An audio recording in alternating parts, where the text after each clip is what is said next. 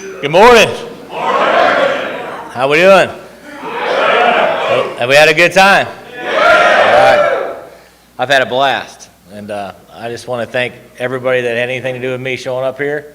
I appreciate the opportunity. It's been a privilege to share the podium with you, Danny, and it's good to see old friends, my buddy Steve and Scott and Bob, and I've made a whole lot of new friends, I'm sure lifelong friends here for the rest of my life, and I'm forever ever grateful for that.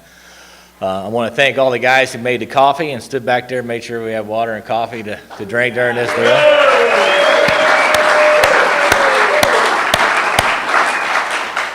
I want to thank the best dressed guy in AA over here on my left, Johnny, for coming out and saying hello. And I want to thank a guy who's got a gift, no doubt a gift to make people laugh, and that's Barkley, and thank you for your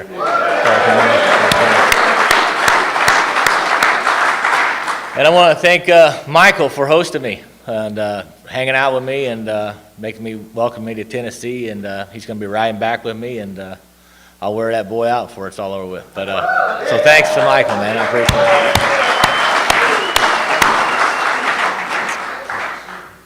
it. Back in February, I'm an ESPN guy. Any ESPN guys here? Back in February, they were celebrating the Big 5-0 for this guy. It was all over the ESPN, almost for the entire month, for at least a week. It was all over there. And it's a guy who grew up in New York. This guy went to North Carolina, played some basketball. Was a pretty good basketball player in North Carolina. Drafted first round, I think he went number 3, to the Chicago Bulls. Won 6 national championships. MVP of all 6 national championships. MVP of the league, I think 5 times. Scoring champion. Still one of the most recognized figures in sports today, at 10 years after his retirement. We all know who I'm talking about, number 23. MJ, Michael Jordan. I know a lot about Michael Jordan. You know a lot about Michael Jordan, but I don't know Michael Jordan. And I know a lot about AA. I know a lot about my higher power, but the real question is, do I really know AA? And the real question is, do I really know my higher power? And that's what I get challenged with on a regular basis. And all the time, and when we look at our recovery and we look at our life, I know a lot of stuff, and our conditions in a lot of ways. And Bob kind of talked a little bit about being conditioned in certain ways. That at a subconscious level, that 99% of what we do, we don't even do consciously. We just subconsciously react in life. And it's kind of like the guy who walked into the doctor's office and his ears were burnt up, just his ears. The doctor said, "My God, man, what happened to you?" He goes, "Well, you'll never believe it, man. I was ironing my pants for work, man, and the phone rang." And he said, I grabbed the iron and put it up there. I don't know what happened. He goes, "Well, dang." He goes, "I could explain one area." He goes, "What happened to the other one?" He goes, "Man, they called back." And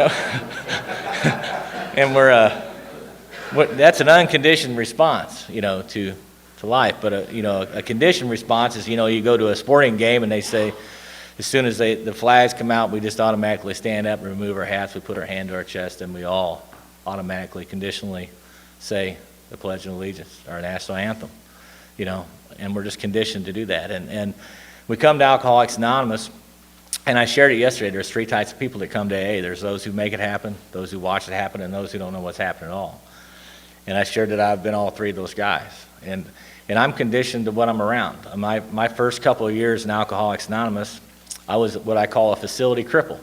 I hung out in the facilities, ate stale donuts, drank cheap coffee, played card games, and occasionally would drift into a meeting, and that was recovery for me. Very active in fellowship, but was far from being a fully committed AA member, I can promise you.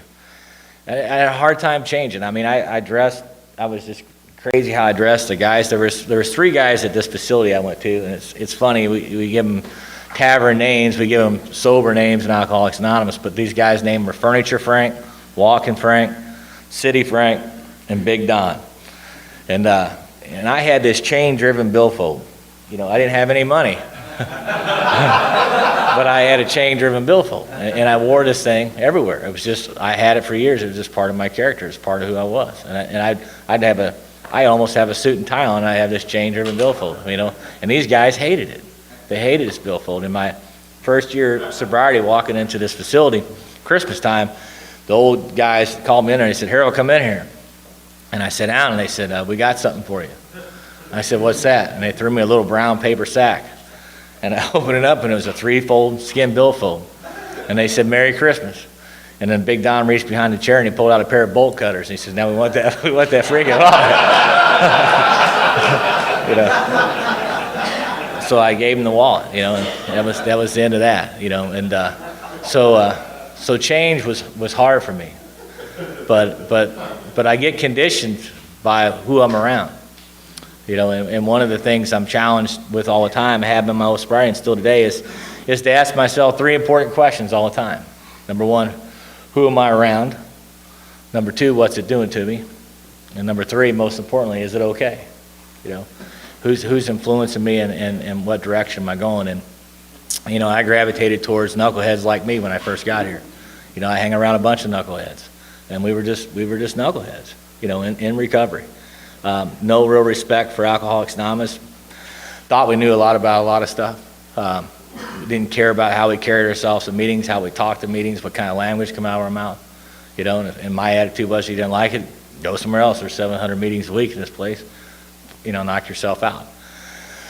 And that was my early foundation. I just did what I want when I wanted, and that's how I flowed. And if you were, you know, one of those make it happen guys, I stayed as far away from you as I could. You know, you were a threat to what I was doing in my life, you know, and I wasn't, there was a little bit of awness there, but there was one old timer in St. Louis, his name was Bill Hall. He's since deceased, but he was just a solid AA member and there. And I remember I had my 1 year, I was coming up on, it was my 1 year birthday, and I come into the facility, and he happened to be there that morning, and I had a big smile on my face, and he says, "What are you all smiley about?"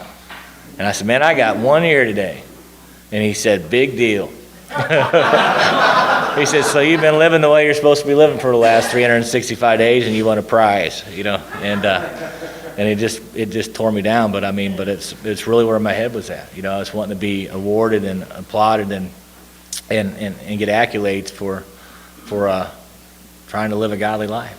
And there is a part of that needs to happen, but that's, you know, it was still so much about me. It was all about me, you know, in recovery. I had no appreciation for what was going on, and it was amazing how things transpire for me in recovery and early sobriety. And I can remember somehow or another I got voted to be a trustee for this facility. I don't know how in God's name that ever happened, but I got voted, and my buddy Joe was just ahead of me in sobriety. He got voted to be not only the trustee, but the head trustee of this facility we were going to.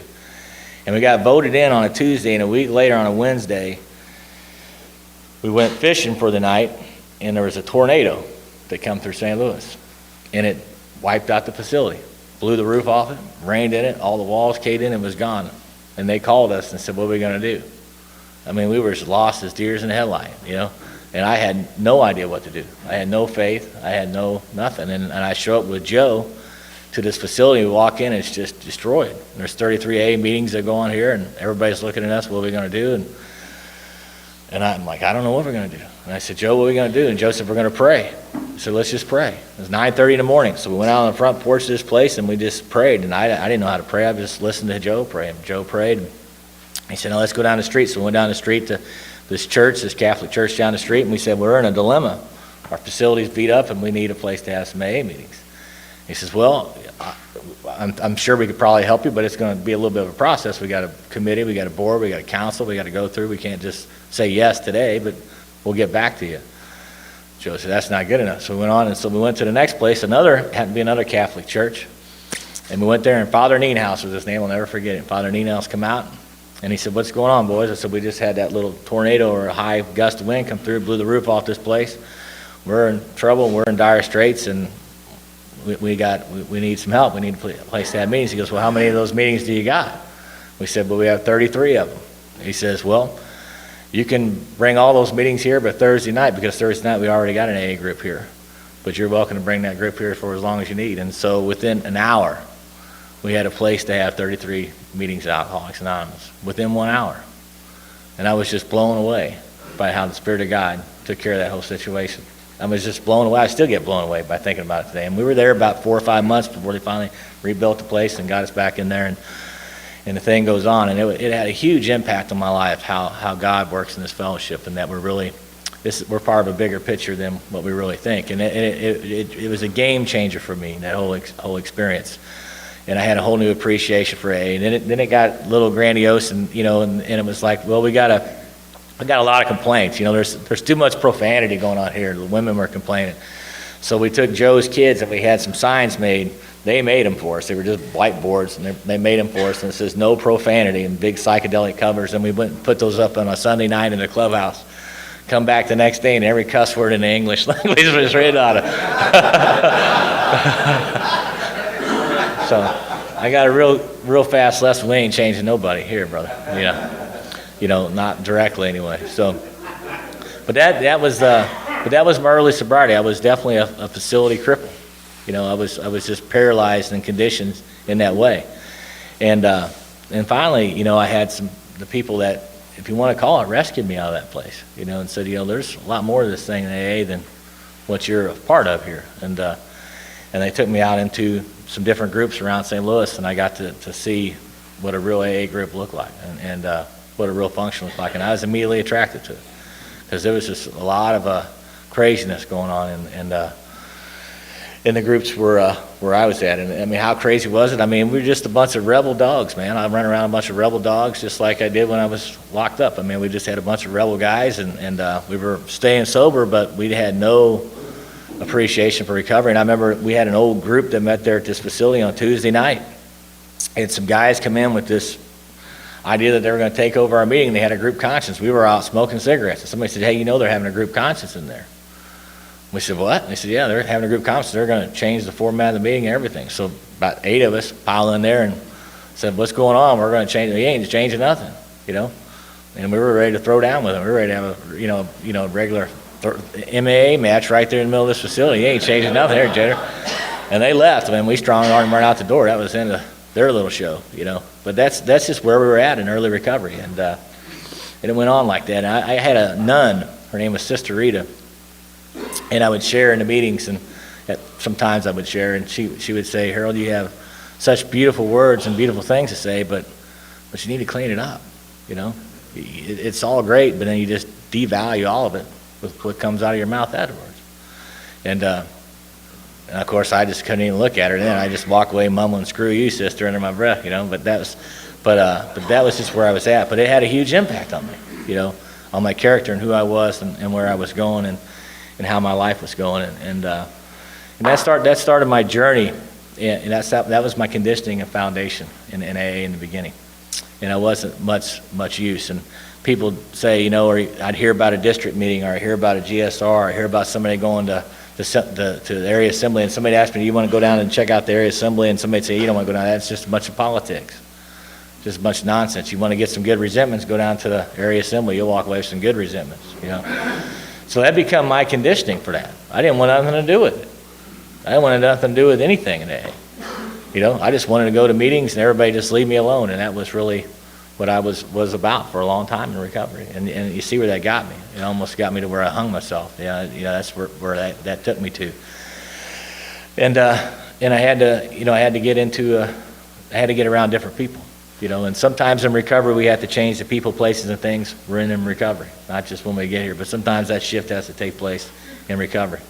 And I've had to make shifts on numerous occasions in my recovery as I moved along and progressed up the spiritual chain, if you want to call it, of life. And going home and going to meetings and walk away from the meetings feeling worse than I did when I walked in. Just looking around the room going, wow, this is what AA is all about, eh? And have a bad taste in my mouth about it. But I grew up, that's how I grew up in Alcoholics Anonymous in that asset until I got a sponsor. And that really took place for me about year 3. And one of the first things he told me to do is I needed to start going places I didn't want to end up, and that ended up being on Washington Street in St. Louis, Missouri at the Harbor Light, Salvation Army Harbor Light, which is a Skid Row mission. And that's where I started that journey, and learning how to be taking some leadership in Alcoholics Anonymous, but also learning how to be a stand-up guy and how to be on time and be responsible and show up and be dependable. And some of the best things I can do in an institutional setting is just show up. That's some of the best action I can take is just be there, so this whole thing can go down, but be there on time. And like I said yesterday, when you're in those type of places, that clientele listens with their eyes and thinks with their feelings, and they're going to watch you for a long time to see what you're really about. And I got this. I still got it in my pocket. I don't even know if I still got it in my pocket, but this they come around and handed out these pieces of paper. Scott did it at breakfast. I don't know what yours says, but mine says, "You are a capable man," And I wasn't capable of too much when I got here, I can tell you, But I was slowly starting to become a capable guy, and it started in that homeless shelter by showing up there on Thursday nights and Saturday mornings, and helping facilitate an AA group with about 40, 50 people, guys. And that is the toughest place I've ever conducted an AA meeting in my entire life. I've been to meetings all over the place, but I'm telling you, still today, that has been the toughest challenge. You got a mix of guys going to prison, coming home from prison, homeless guys that have just been on Skid Row for who knows how long. And it's sometimes almost as many guys in here as that in one of those meetings. And every one of them's got a slip to sign, And when I first got going to that meeting, we'd have a little table up here, and we were going to have a speaker meeting, and you're sitting there trying to have a speaker, and you got guys pouring in late, just walking up and saying, "Hey, can you sign my slip?" while the guy's trying to sit there and tell his story, and coffee over here. It was just a colossal mess. It was absolutely insane. And I was just, you get so resentful about it. And so I learned how to help to facilitate that and put some structure to what was going on there, and it brought some order to the meeting. And some guys started to take ownership for that group and started to police itself. And the next thing you know, months ahead, it got to be a pretty good AA meeting, in an AA in an AA establishment such as that. And then we end up having a whole group of guys. We recruited other guys to come in, and next thing you know, we got a running rotation on Thursday nights and Saturday mornings, and we have a solid AA presence in that place today, and it's still there all these years later, rock solid. And many guys you'll hear come to the podium and say, I started my journey in AA in the Harbor Light, Salvation Army Harbor Light, and my first group was such and such. And that was a huge, huge deal for me to be a part of that and to mature as an AA member in that situation. But it left me, but I was still real disconnected in a lot of things because of the way I was conditioned, the way the people that I was around and how I was conditioned. And so you see that a lot today, and it's amazing as you go around. I mentioned yesterday my sponsor, Tom, would argue that 80% of the people in Alcoholics Anonymous have never been on a 12-step call. And you think about that, and that just blows me away. It absolutely blows me away. But I look around in rooms that I visit on a frequent basis, and I look around, and I'd say it's really close to an accurate figure, And a lot of that has to do with the treatment center movement, but it's almost like welcome to AA. Can I take your order? If you want to call us, we'll be glad to help you. But as far as an outreach, there's really not a whole lot of it going on, and that's a scary thought when you think about it. It's a scary thought, and it really is. And what do you do about that? What do you do about this shift that's taking place in Alcoholics Anonymous? And Tom would argue it's the biggest threat to Alcoholics Anonymous. Absolutely the biggest threat to it. And last year, we have an Allen O newsletter that goes out in our AA paper, and they asked me to write a piece, and it was on that particular subject. And me and one current delegate, past delegate, and now Southwestern area trustee for our area, we sit down and did an inventory of our area. And just to how many 3 legacy groups really existed in our area that we could think of. Between the 4 of us, we've been all over the state.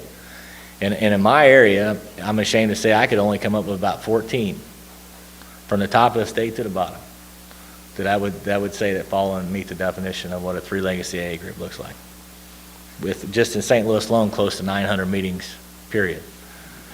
What Tom would call chatterbox meetings, A lot of enthusiasm, a lot of chatter going on, but not a lot of else going on. Some recovery going on in those particular rooms, but as far as an outreach, not really happening.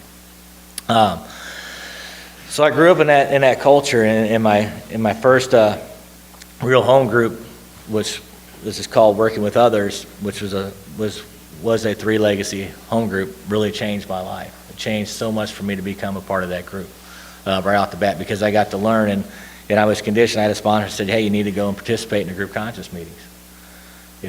Not be standing outside smoking cigarettes or wind jamming or, talking about where you're going to go to fellowship after a meeting.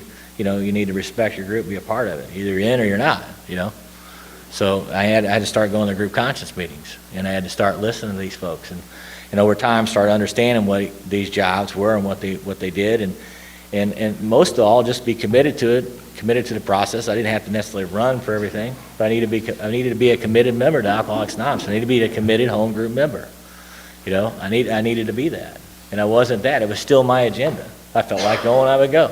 If I felt like saying something, I would say something. If I didn't feel like going, I'm tired, I'm not going to stick around, and I'm going to go on home. Just never fully in, never fully committed to this thing called Alcoholics Anonymous. And so I was missing the boat and missing the magic for a long time here.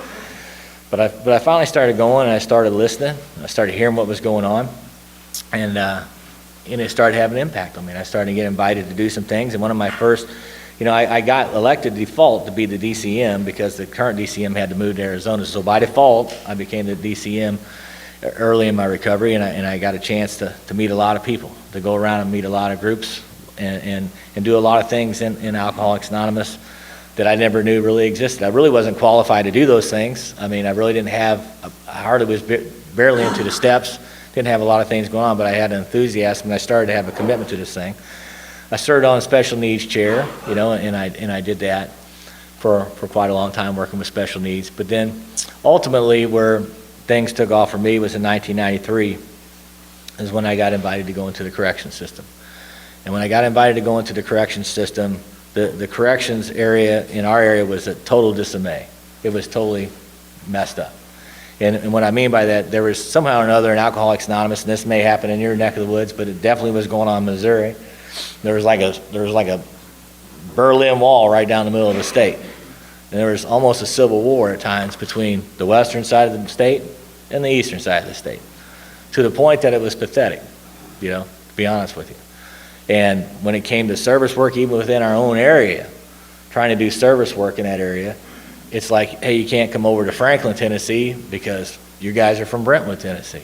And Franklin takes care of their stuff, and you guys need to stay on your side of the fence. And you started looking at this minutia of stuff that was going on. You're like, what's going on here?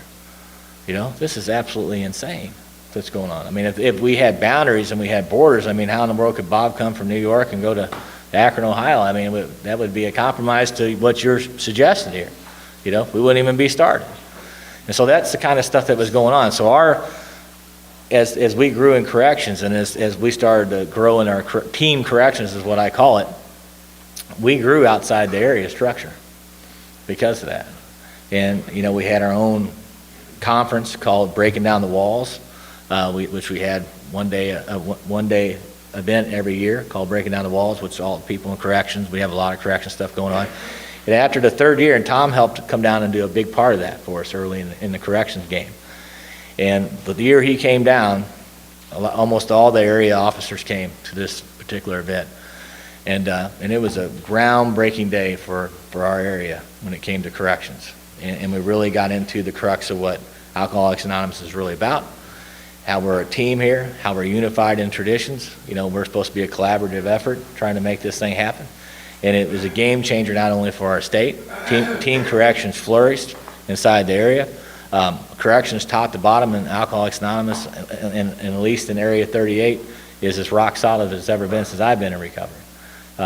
We have quarterly sharing sessions. We meet on a regular basis. All of our prisoners or staff, we started a program called Adopt a Prison, to where groups that didn't have a correctional facility or they just didn't have a jail or anything in their area, they wanted to help contribute to the correction structure, could adopt a prison.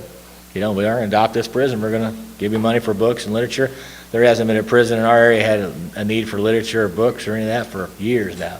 We've got a surplus of resources for those type of things. So that was huge to be a part of that and still be a part of that corrections commitment still today. And very much a part of it. I love corrections. But I love being a part of that structure. And it's bled over into the western side of the state And today, collaboratively, we do a lot of stuff jointly with the western side of our state when it comes to corrections. And it's and not only did that spill over into corrections, but it spilled over to CPC, it spilled over to PI, and all the other areas. You know, these walls come down.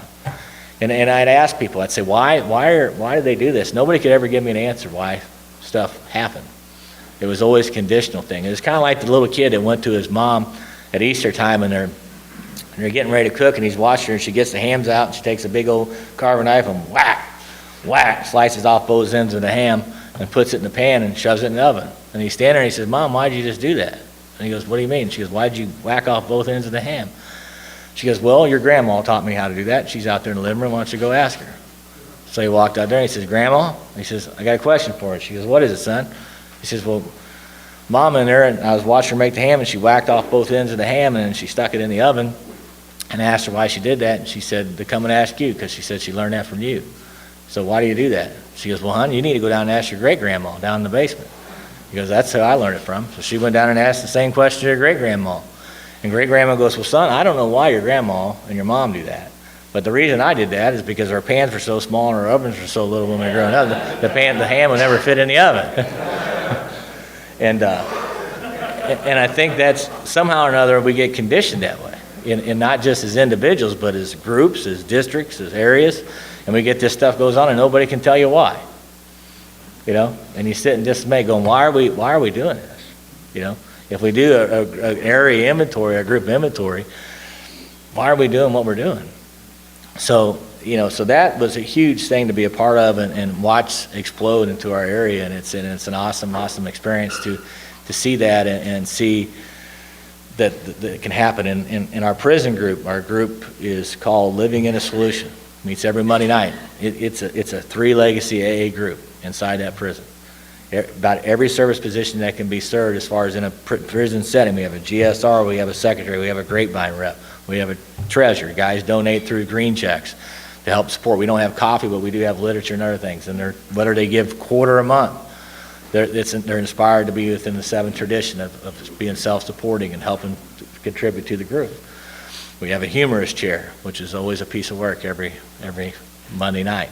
And this group functions just like a regular 3 legacy AA group. And it's powerful to watch these guys take ownership for that group.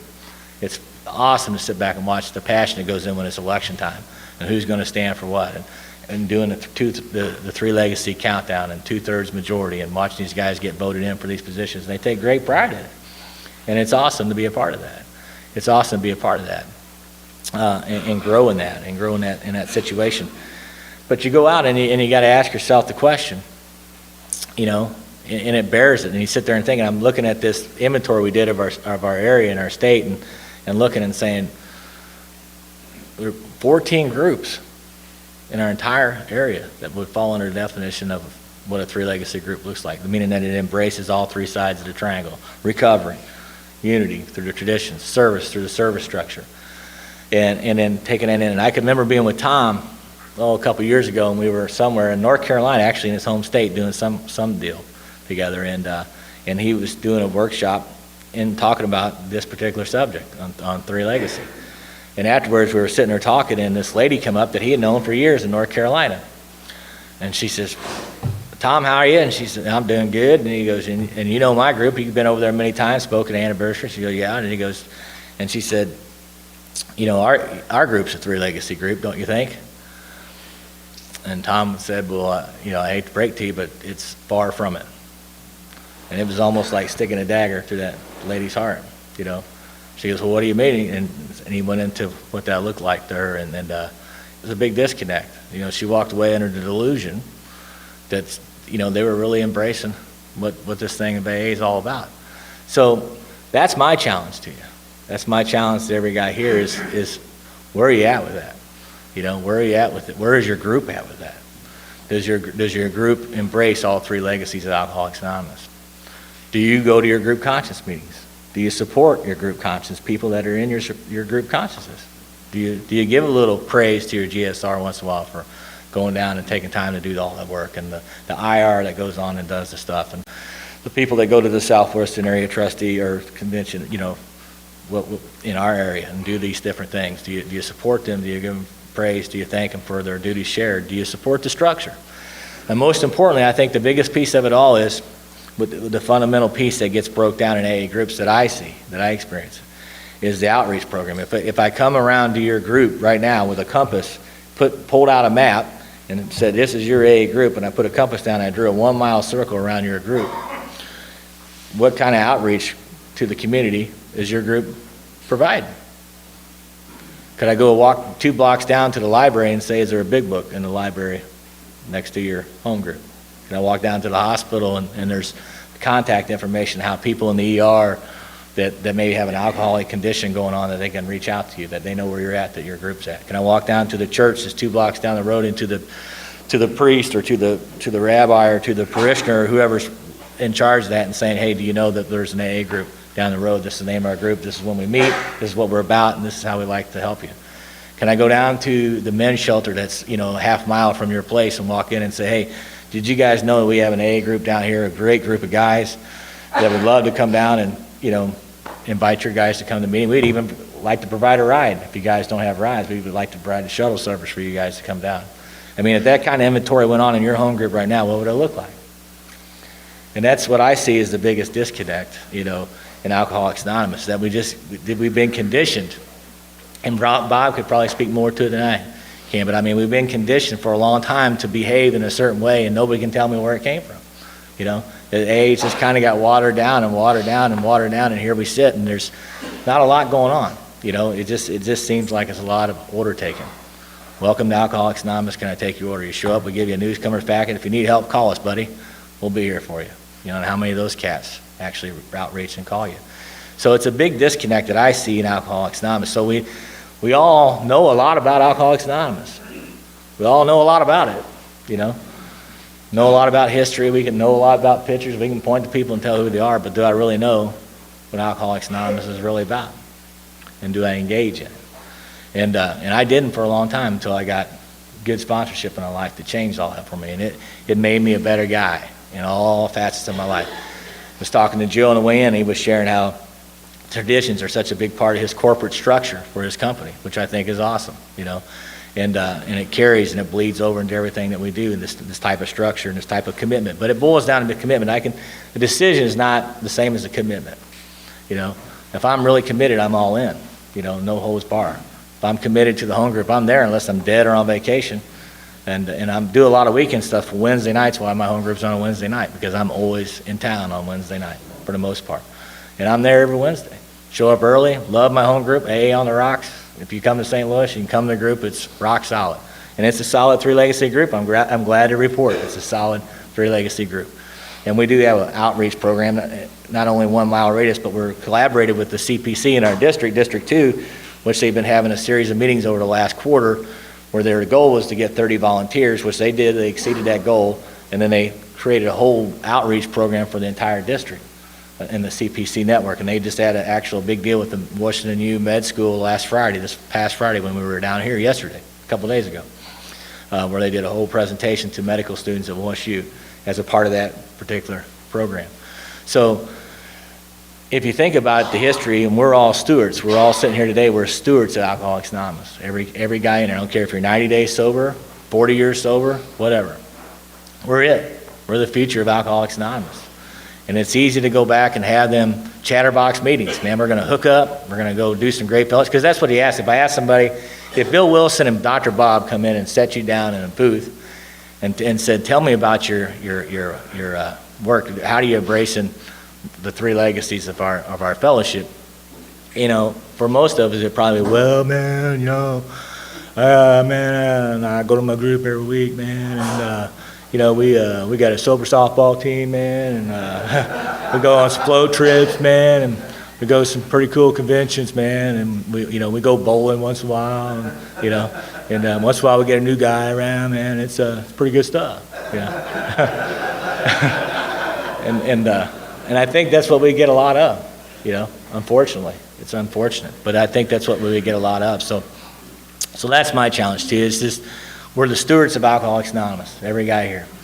And I hope that you can go back with some enthusiasm from this weekend and a real gut check of where you're at in this thing called the 3 Legacy journey. Not only as an individual but as your home group. And if your group's not a Three Legacy group, why not? And what can I do as an AA member and a part of that group starting today to change that? What can I do to get myself getting embraced? And you might say, well, I got a sponsor, man, that's an awesome sponsor. He's been in Alcoholics Anonymous. He's taken me through the steps. It's been a great ride. But he's never really got me into traditions where I understand what traditions are. I understand what concepts are. I understand what the service structure is. Well, there's nothing wrong with getting a service sponsor. I had a service sponsor for early in my sobriety for a long time. It was delegate. It was actually the delegate of our area at the time to help sit me down and take me through the World Service Manual and understand what all this stuff meant. Because I didn't know, and the sponsor I had, Bill, at the time, couldn't have told me none of that. He was a great sponsor, but he couldn't have told me any of that. So this service sponsor, and I'm a big fan of service sponsors, helped me do that, helped me understand it. It made me a better AA member for it, and I'm forever grateful for that. Absolutely. So that's another great way to approach that, to understand the structure. But when I was challenged to start reading the history, and you can listen to Bob and Sandy do some great talks and great workshops on the history of AA. I mean, just fantastic stuff. But the more I learn that stuff, the more I have appreciation for where I came from. The more I appreciate Alcoholics Anonymous and the work that went into it. It creates a whole new passion and understanding and a commitment to this thing and preservation of it. Because we are the preservation of Alcoholics Anonymous. And if you remember reading about Bill, his one of his biggest fears in his later on in his life was the membership become younger. And was the youth going to be able to carry this out? And if you remember the gal that showed up in his office was all jacked up, he was all freaked out by her when she come in, and they had a conversation. When he walked out, he said he didn't have any more reservations about it. He knew that AA was going to be just fine. So, our three purposes: our primary purpose, our singleness of purpose, and our real purpose. And so those are all things that, if you go out to rural America, and this is where it gets scary for me. When you go out to rural America, you go to a little country town or whatever, all around St. Louis, or you get out into the suburbs and you go to these meetings, there may be one meeting a week. And you walk into some of these meetings and you're not even sure if you're in an AA meeting or not. It's almost like it's anything's anonymous. Yeah, it's what you feel. Anything's anonymous. It's what it feels like. And you're like, holy smokes.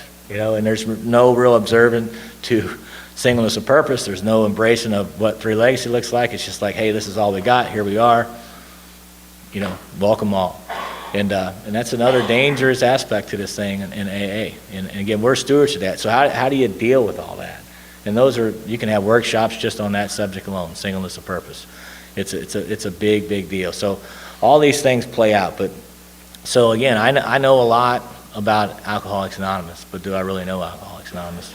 Do I really know what's expected of me as an AA member in Alcoholics Anonymous? And we all have different roles. It doesn't mean you're going to have to be the delegate or the DCM, but I need to know what that is, and I need to support that. I feel I need to be able to be a fan of that and an enthusiastic fan and support those that are doing that kind of work. And my home group needs to be engaged in that kind of work if I'm going to be an effective asset to Alcoholics Anonymous now and in the future. I just do. And it's just important, I think, that we all get to that point and really take inventory of that, because it is a huge, huge deal. But taking that on to the next level and looking at that analogy as it relates to God as I understand Him. I know a lot about God. We read a lot about God. We heard a lot about God this weekend. We heard a lot about meditation. I thank Scott. I thank Joe. I thank Bob for leading us through those exercises. And we know a lot. But do I really know Him? Do I really know God on a personal level? What happens between me and God when nobody else is looking? When it's just me by myself, hanging out in my hotel room for the evening, or riding in my car by myself, or sitting around the office by myself. And what's going on with that? And I think that's the real inventory of how well I know God and what I'm doing with God. It's easy to give a public display standing up here. It's easy to give chatterbox stuff to praising God standing up here. But what really goes on behind the scenes, and if I really want to know, I just go to your house. And if the dog runs the other way when I walk in the house, I know what's going on, in your house. If your wife just rolls her eyes, I know what's going on, So that's a real challenging question. So a lot of times I can be a fan. So I can be a fan of Alcoholics Anonymous. I'm a fan of AA. I'm a fan of all these people that went before me. I'm a fan of the service structure. I'm a fan of the Three Legacies. I'm a fan of the area. I'm a fan of the GSO office. I'm a fan.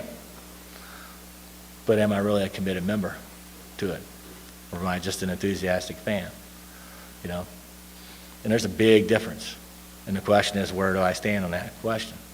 If they have a sit down and ask that question by Bill Wilson looking across from me, Harold, are you an enthusiastic fan about our fellowship? Or are you a fully committed member to Alcoholics Anonymous? How would I answer that? You know? What would I say? What would I use to validate whatever my response is? And the bigger question is, if God personified himself and come in and sit down across from me at Denny's and look me in the eyes and says, are you a fan? Are you a fully committed guy? Are you sold out for my life? Are you sold out to follow my lead? And what would you say? What would be your answer to that? You know? And that's a humbling question when you're asked that question. You sit and think about it. You know, what is my life like? What am I going to point to in my life that says, you know, I'm really sold out for what you want to do in my life? And it's a humbling question when you stop and think about it, where you're at with that in your life. And I know our natural responses. I know my natural response to what that would look like. But you know, I believe we're called to be fully sold out. You know, all in. And it's a challenge, and it's a process to get to that point, and we're never going to be there perfect. You know, just like we read how it works. You know, we're not saints, but it's progress, not perfection. But is there really progress? Is it validating my life that I'm really sold out for this thing, or am I just an enthusiastic fan standing by the wayside cheering you on?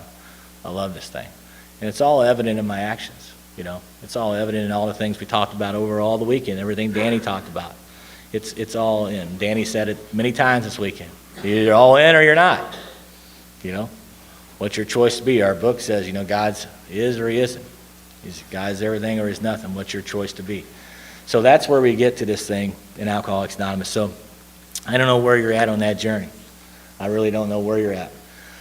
But I hope that when you leave here, that you can go home and take an inventory. And if you're not a Three Legacy member, that you could really start to embrace that and become a Three Legacy member. If your group's really not a Three Legacy home group, I hope that you can put some synergy into it, some inspiration, motivation, leadership into it, that it starts to become a Three Legacy A group. And I hope that happens, pours into your district and pours into your area. When people walk into your meeting and they walk out and go, man, that was one of the best freaking AA meetings I've ever been in my life.